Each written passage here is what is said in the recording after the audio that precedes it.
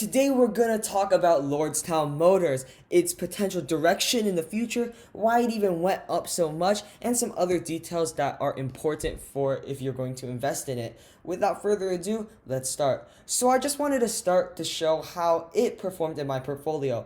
It's gone up 110% in just about a couple of weeks, 2 weeks, and it's about 15% of my portfolio right now. So I'm very happy with this stock. I bought in about $13.13 a share, and it's at $27.50 a share. So of course, very, very happy, and these are the graphs.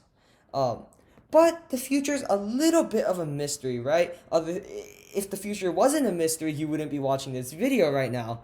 But first, we have to look at why it even went up in the first place. Why the exponential spike right now? Well, they had some bullish news recently, and it's been covered by CNBC, for example. And the company said they received about 50,000 orders for the trucks, but the truck orders are non-binding, which is a part that I'm a little bit scared about. One of the scarier parts of this whole thing.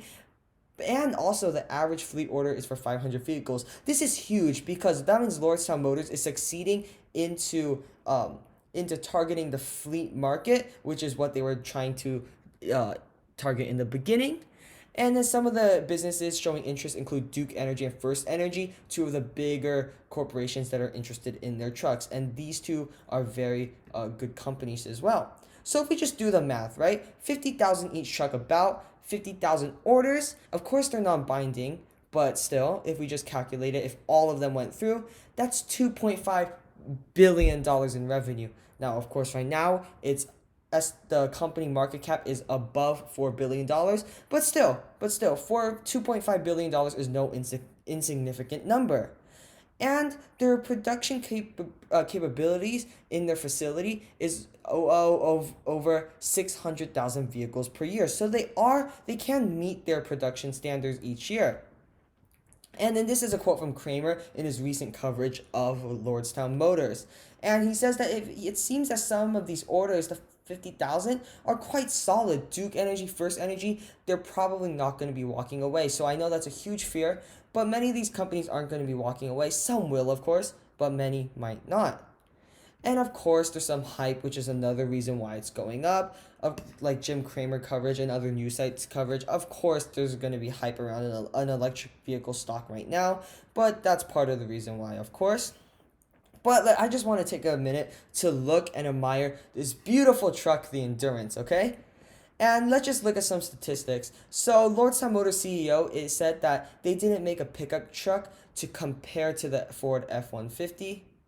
They felt like it's better on almost every metric. And this is just one example of that. Lordstown said this was a fair fight, and the Lordstown motor truck right here was able to pull the Ford 150, just an example.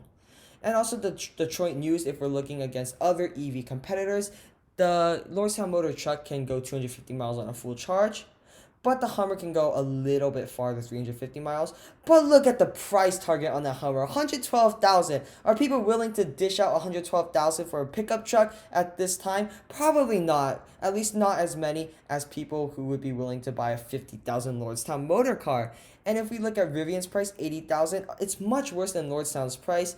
And also, Lordstown is targeting the fleet market, and they've been succeeding. Thank you for watching. I hope this was a very general overview of Lordstown Motors. I'll probably go into more depth later, but I just wanted to tell you guys why it's been going up so much and how I'm excited about it.